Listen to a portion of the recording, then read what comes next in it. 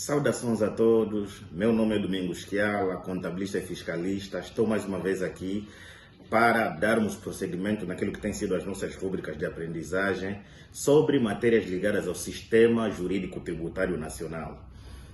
Agradecer mais uma vez, a princípio, a nossa consultoria de CATS Accounting and Tax, que tem dado essas oportunidades para que nós possamos constantemente estar aqui, apresentar algo de novo aos nossos contribuintes, aos nossos seguidores, que o que devem fazer para o melhoramento da nossa página e contínua expansão da nossa informação é apenas darem um like, uma curtida, para que o YouTube sinta que a informação é importante e continue a apresentar para várias pessoas continuarem a seguir o nosso canal. Na realidade, o que nos traz aqui hoje é para falarmos de uma questão muito importante que tem infligido os nossos contribuintes. O Código Geral Tributário, aprovado pela Lei número 21/14 de 22 de outubro, alterado pela Lei 21/20 de 9 de julho, apresenta um fato bastante importante que tem deixado, ou seja, que tem passado no olhar de muita gente. Se nós analisarmos o artigo 105 do Código Geral Tributário, fala sobre as declarações. Este artigo, efetivamente, é de forma específica para a Administração Geral Tributária. Nos termos do número 1 do mesmo artigo, ele diz de que as declarações feitas pelos contribuintes, ou seja, pelos sujeitos passivos, são dadas como verdadeiras. Essas mesmas declarações, nos termos do número 2 do mesmo artigo, ela diz que estejam bem organizadas e cumpram com os requisitos todos contabilísticos ou de forma organizacional, de acordo às leis aplicáveis dentro do nosso sistema jurídico tributário. Então, este artigo é dada para o lado da Administração Geral Tributária velar nas questões das declarações apresentadas pelo contribuinte. E vê o que acontece com o número 106, o artigo seguinte. De acordo com o artigo 106 do Código Geral Tributário, ele apresenta-nos os métodos de determinação das matérias coletáveis. Ok, o nosso sistema jurídico tributário nacional só apresenta dois métodos de apuramento da matéria coletável, ou seja, da determinação da matéria coletável. O primeiro método é efetivamente o método direito e o segundo é o método indireto. O que é efetivamente que a lei nos diz sobre o método direito? A lei nos diz, nos termos do número 1 do artigo 106, que o método direito é aplicado sempre que há informações remetidas pelo contribuinte. Ou seja, sempre que o contribuinte remete as informações em termos da Administração Geral Tributária, no caso de efetivamente existir uma inspeção ou fiscalização por parte da AGT para o contribuinte, essas informações é que devem ser levadas em conta, porque nos termos do número do artigo 105, essas mesmas informações são dadas como verdadeiras. Ou seja, sempre que o contribuinte num determinado exercício remete a uma declaração modelo 1, no exercício seguinte, e quer ser fiscalizado em sede do Código do Imposto Industrial, a informação que a AGT deve levar em consideração é aquela que ela considera verdadeira, nos termos do número do artigo 105 do Código Geral Tributário, aplicar efetivamente o método direito, nos termos do número 1 do artigo 106. O que apresenta-nos nos termos do número 2 do 106? Ela apresenta-nos o método indireto. O método indireto, na realidade, é um método excepcional. Excepcional por quê?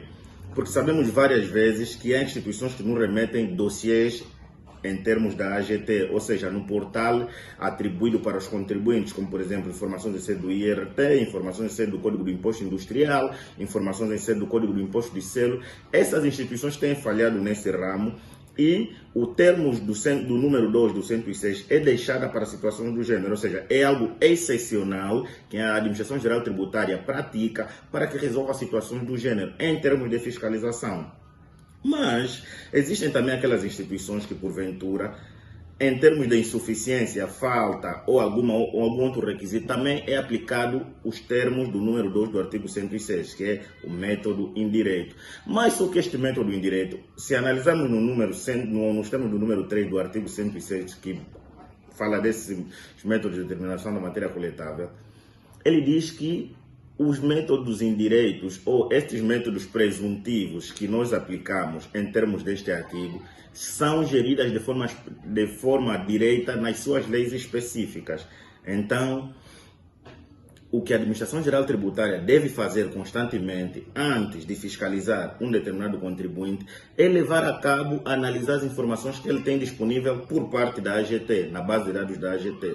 Só depois de ver se essas informações cumprem ou não, é que deve fiscalizar, mas infelizmente temos vivido, de acordo à realidade atual, a Administração Geral Tributária a efetuar inspeções de alteração de regimes dos contribuintes em sede do IVA, ou seja, muitos contribuintes que estão no IVA, principalmente no regime de exclusão, estão a ser passados do regime de exclusão para o regime simplificado. Vou explicar mais uma vez.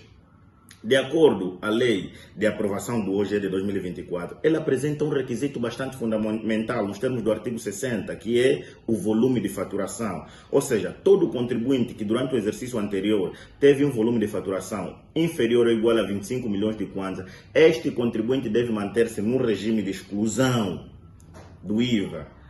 Em 2024, no momento da fiscalização ou da fiscalização corrente ou constante da AGT, todo contribuinte, o primeiro requisito deve ser analisar a declaração modelo deste mesmo contribuinte do exercício anterior.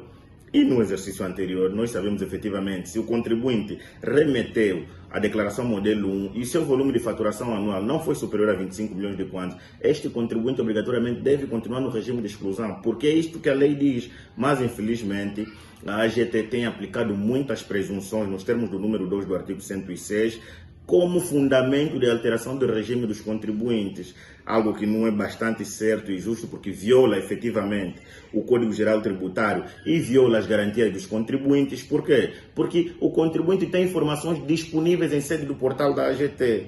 E a AGT no exercício anterior, ou no momento da fiscalização, em nenhum momento emite um determinado documento que confirma que há insuficiência nas declarações do contribuinte. Então, se a AGT não diz que há insuficiência, não há falta, não há informação carente em sede das informações que foram remetidas em sede do contribuinte, então, para os efeitos de atualização do cadastro, não pode efetivamente aplicar presunção, porque existem declarações do contribuinte dentro das informações disponíveis pela AGT que façam com que a AGT determine a matéria coletável deste mesmo contribuinte nos termos do número 1 do artigo 106, que é aplicando o método direito.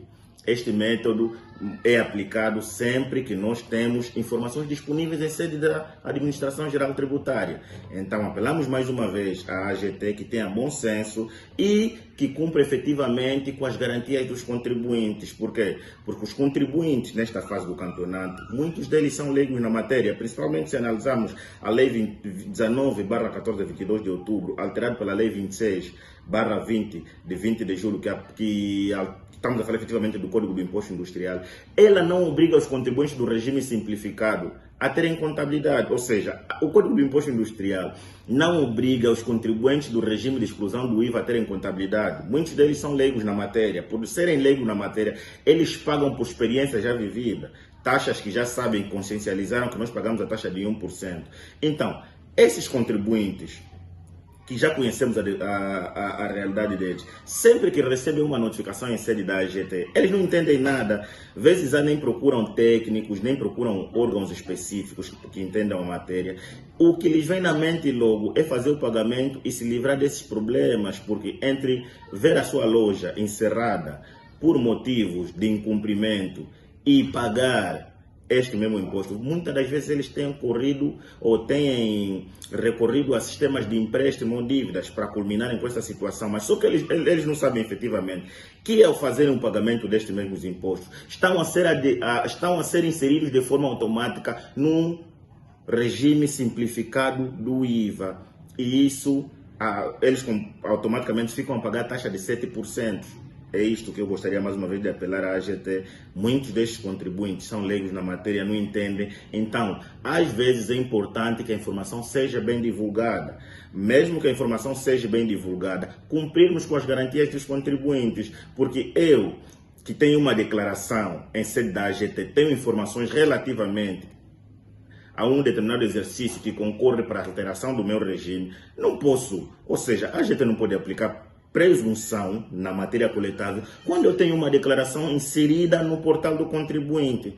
Automaticamente estamos a violar as garantias dos mesmos. Era só mais isso, um vídeo do gênero, para engrossar aquele que é o nosso pensamento no cômputo do sistema jurídico tributário nacional.